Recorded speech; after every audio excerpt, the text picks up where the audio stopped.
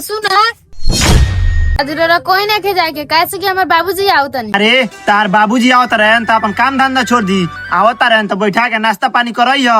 ये नाश्ता करे नहीं कन आवत, रोज रोज झगड़ा करता रह, ओकरे फैसला करे आवता रह। अच्छा तो ठीक बा, आज यही बात के फैसला होइए जाओ। बेटी, ए रीता बेटी, नहीं बाबूजी। खुशी रह।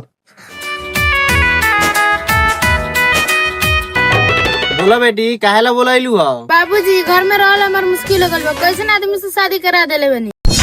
देख ली बाबूजी कैसे बोलतिया हमरा के। अरे बोली ना तो तनी कार से उतारी, तनी के का औकात बा हमरा नैयर वाली के सामने। जबान सबान के बात करे बेटी, जब हमरा सामने आएंगे बोलते रही क्या कहा तो हमरा पीठ पीछे का कर दो। तोरा पता बा ते जानो नैयर के बल पर कूदे तारी, दमादी के चलते तोरा नैयर में इज्जत मिलेला। जाना दिन तोरा के दमादी छोड़ देम, तारा दिन तोर 2 कौड़ी के औकात ना रही।